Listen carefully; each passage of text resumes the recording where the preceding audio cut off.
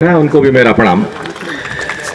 आज के इस कार्यक्रम में जिस युवा शक्ति के प्रतीक के रूप में और राजनीति की इस काली कोठरी में सफेद चादर लिए हुए जिस परिवार के प्रतिनिधि के रूप में ही नहीं, इसलिए नहीं कि वो श्री राष्ट्रीय अध्यक्ष जी के सुपुत्र हैं, बल्कि अपनी कार्यशैली, अपनी विनम्रता, अपनी शालीनता, अपनी वक्ता शैली के कारण सिर्फ युवाओं के ही नहीं, हर दिल के हृदय में अपनी जगह बना चुके हैं, जिसकी एक छोटी सी वानगी अभी हमने गेट से अंदर तक आने में देखी।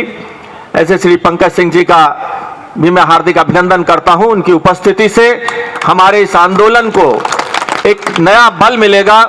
भाई अशोक नागर जी ने ठीक ही कहा कि नोएडा और ग्रेटर नोएडा शहर, जिसमें शायद कोई घर ऐसा होगा जिस घर में कोई ग्रेजुएट ना हो, या एक नहीं, मैं तो कहूँगा हो सकता है हर 5 में से 4 आदमी 3 आदमी ग्रेजुएट होंगे।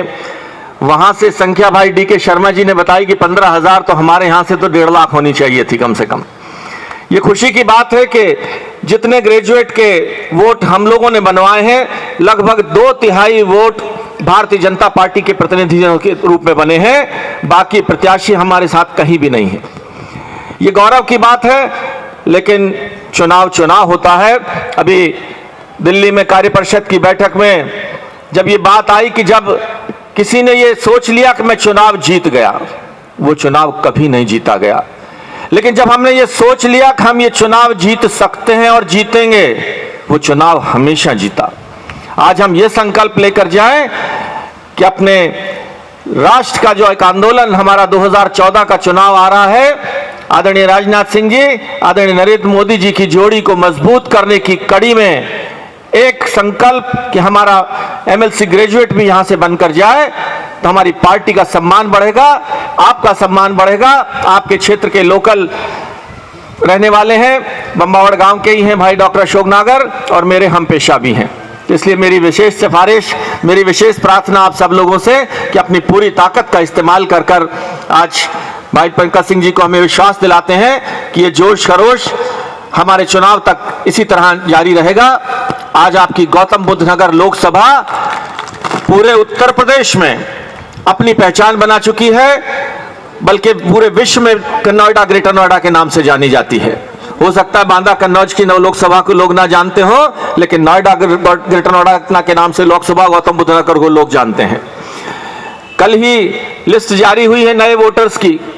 पिछले लोकसभा चुनाव में यहाँ 15 लाख वोट थे, 90,000 वोट फर्जी बने थे, वो कटे। और कल जो लिस्ट जारी हुई है उसके अनुसार 19,06,000 वोट आपकी लोकसभा में हो गए, जो उत्तर प्रदेश की तीसरी बड़ी लोकसभा बन गई है। ये आपके लिए गौरव की बात है। आज हमारे बीच में एक विशेष अतिथि के रूप में एक ऐसे हृदय सम्राट, जिन्होंने भारतीयता, राष्ट्रीयता और अपनी राजनीतिक जिम्मेदारी को मुजफ्फरनगर जैसी जगह पर बड़ी खूबसूरती से निभाया और पार्टी का और आप युवाओं का सिर और ऊंचा किया, ऐसे भाई सुरेश राणा जी का मैं हृदय की गहराइयों से आज अभिनंदन करता हूं। भाई सुरेश राणा जी जरा एक बार खड़े होकर सबका अभिनंदन स्वीकार कर ले।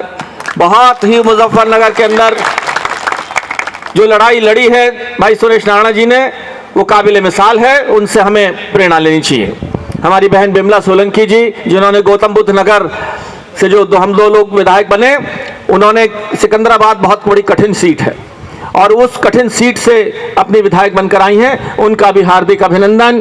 बहन डिम्पल जी, बहन मीना बाली जी, राजेश प्रधान जी, सुरेश जी, भाई गोपाल अग्रवाल जी, भाई महेश चौहान जी, भाई सतपाल यादव जी, विजेंद्र प्रमुख जी, और जिन्होंने आपने 3 बार जिनको इन्होंने आपने विधायक और मंत्री बनाया, जिन्होंने भारतीय जनता पार्टी की पहचान इस क्षेत्र में कराई, ऐसे भाई नवाब सिंह नागर जी, बहन चंद्रकांता जी, पूनम जी, भाई सत्येंद्र सिसोदिया जी, बहन बिमला बातम जी, हमारे बीच में हापुड़ के अध्यक्ष भाई संजय त्यागी जी, भाई जुगराज चौहान जी अपने लोकसभा के अभी संयोजक घोषित हुए हैं, उनका भी अभिनंदन। और दूसरे संयोजक भाई जिनको हम संगठन पुरुष के रूप में कहते हैं, भाई श्रीचंद शर्मा जी। करने दीजिए पूरा। और एक परिचय और मैं विशेष कराऊंगा भाई डी.के. शर्मा जी, जिनको अभी आपने सुन तो लिया है, 7 विधानसभाओं के अध्यक्ष हैं। हमारी नोएडा विधानसभा 1 विधानसभा है, गौतम बुद्ध नगर जिला 2 विधानसभा है। हमारे दोनों अध्यक्ष भाई हरीश ठाकुर जी और भाई विजेंद्र नागर जी सभी को मेरा प्रणाम। अब हम विचार के रूप में भाई पंकज सिंह जी से सुनेंगे कि क्या उनका आदेश हमारे लिए है, अपने प्रदेश महासचिव के नाते और अपने दिलों की धड़कन होने के नाते। बहुत कुछ बातें हो चुकी हैं कि क्या क्या पार्टियां हमारे सामने हैं। हमारा मकसद, हमारी अर्जुन की आंख इस बार देश के अंदर भारतीय जनता पार्टी नीति शासन का गठन, और वो भी 272 सीटें लेकर। अगर इस बार भी हम ये नहीं कर पाए किसी कारणों से, तो देश के प्रति हमारी जवाबदेही होगी। ये देशवासी हमें भारतीय जनता पार्टी के कार्यकर्ताओं को माफ नहीं करेंगे कि इतने बड़े जोश और खरोश को अगर आप कहीं ना कहीं संकलित कर अगर वोट के रूप में परिवर्तित नहीं कर पाए, तो मेरा ख्याल है कि शायद हम भी अपने आप को माफ नहीं कर पाएंगे, ये देशवासी भी हमें भारतीय जनता पार्टी को माफ नहीं कर पाएंगे।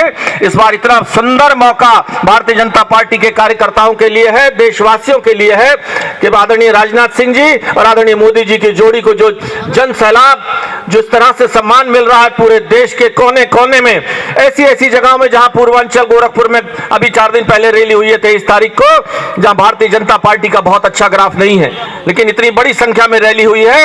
अब 2 तारीख को जो मेरठ में जो रैली होनी चाहिए, पश्चिम उत्तर प्रदेश भारतीय जनता पार्टी का गढ़ माना जाता है, जान मानी जाती है, और वहां पर हर तरह से संपन्न लोग रहते हैं। ये विश्वास के साथ कि ये रैली पूरे देश में जितनी रैलियां हुई हैं उनका इतिहास बदल देगी, और भारतीय जनता पार्टी नीति शासन हमारे देश के अंदर आदरणीय राजनाथ सिंह जी मोदी जी के नेतृत्व में खड़ा होगा। इन्हीं सब शब्दों के साथ मैं आप सबको प्रणाम करते हुए, और अभी भी नोएडा से एक इतिहास बने कि हमारे भाई अशोक नागर जी को जो ग्रेजुएट वोट है, अभी भी हमारे पास महीना भर करीबन बाकी है, 20 दिन, उसमें हम अधिक से अधिक संख्या में वोट बने। धन्यवाद। जय हिंद, जय भारत।